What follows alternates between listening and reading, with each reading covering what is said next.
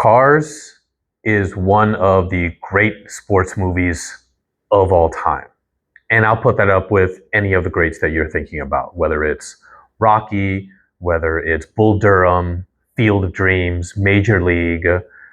Cars is right up there with all of them. Because in the end, a sports movie really isn't about sports. It's a vehicle for the protagonist to transcend who they were at the beginning of the story to somebody more evolved and mature at the end. And Cars does that beautifully. It's one of the first Disney Pixar movies. It came out in 2006, and it's got one of the great voiceover casts of all time. It's got Owen Wilson as Lightning McQueen. It's got Bonnie Hunt.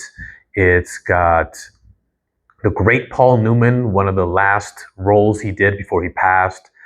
It's got Cheech Marin. It's got George Carlin, and it's got Michael Keaton, which it took me a long time, maybe like 4 or 5 times of watching the movie, to realize that that's Michael Keaton's voice in there. And the thing that just really gets me about the movie is the end. And bear in mind, this is a spoiler-heavy commentary on Cars, because I think discussing the end is really, really important because it kind of what defined what I believe is a great sports movie. In the end, well, before we get to the end, let's talk about the premise. The premise of the movie is Lightning McQueen, this rookie race car, is breaking all kinds of records and is about to be the champion, the Piston Cup winner, in this world of cars, of NASCAR type of races. But he is self-centered, he's selfish, he's narcissistic, all those things that a young individual sometimes who experiences a lot of success, ends up being. And it's the race that will determine who the winner is going to be.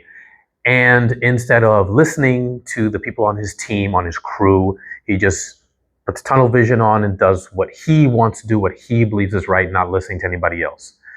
In the end, what ends up happening is that instead of winning the race as he should have, if he listens to his crew members, it is a 3-way tie between him, this character called Strip Weathers, the King, and Chick Hicks, who's voiced by the great Michael Keaton.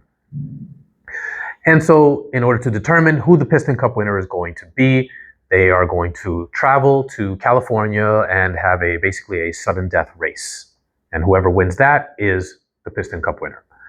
On the way to California, from wherever it is that they were, looks like Texas, he gets lost and ends up in a town called Radiator Springs, where he meets a kind of ragtag group of people in this small little town. And all they are trying to do is get by, survive. And in some ways you learn about this through the character of Sally at some point, where they want to revive the town, which was once great and now is basically forgotten. And so meeting these people and going through, not being able to leave, he gets to know these guys. And he kind of builds a bond with them as well, especially with the character of Mater, voiced by Larry the Cable Guy. And so it's really kind of sweet how Lightning McQueen starts off as incredibly all about himself and caring about others. And then that all culminates with the race that he has.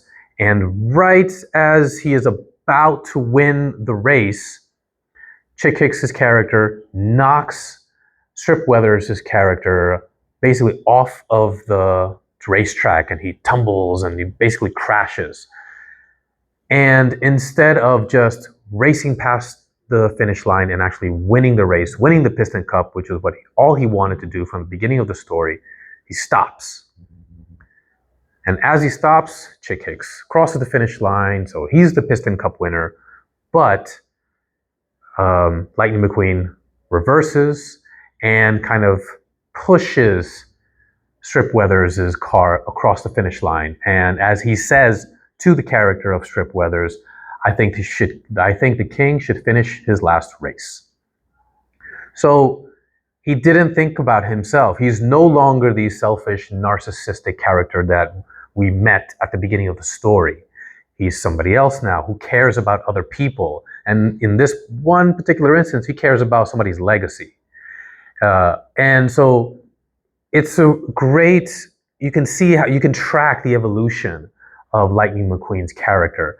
And the number one thing in my eyes that puts it right up there with the great sports movies of all time, particularly Rocky. I know that might be a hot take for a lot of people, but the thing that makes Rocky so great is that at some point there's that scene where Rocky defines success, what he believes is success. He doesn't want to win the fight. He just wants to go the distance. And so instead of catering to other people's expectations as to what a win is, he defines what a win is for himself. And so what a win is for Lightning McQueen is not being about himself. It's thinking about other people. And the success comes to him anyways. It's not in the chasing of it. Success arrives to him, at least the kind that at first he was chasing. And to me, that moment always gives me goosebumps. I always get a certain kind of feeling inside that grumbles. And I've seen this movie many, many, many times. I got a 4-year-old at home, and he just loves cars, and I've seen it countless times. And I think the moment in the movie that always gets me is right after that happens, and the race is basically over. Lightning McQueen drives up close to his now mentor, Doc Hudson, voiced by Paul Newman. And Paul Newman says in that very raspy, deep voice, "You got a lot of stuff, kid." And it's such a great moment because now he is more than just a winning race car. He is a character of substance, all the stuff. And it's just a great character arc. It's a great story arc. And it really is all about the story, which is what, all the great movies are. And if you haven't seen it in a long time, go back and watch it. And I promise you'll enjoy it again. Anyways, what about you guys? Let me know what you think in the comments below. Smash that like button, click subscribe, and I'll see you guys next time.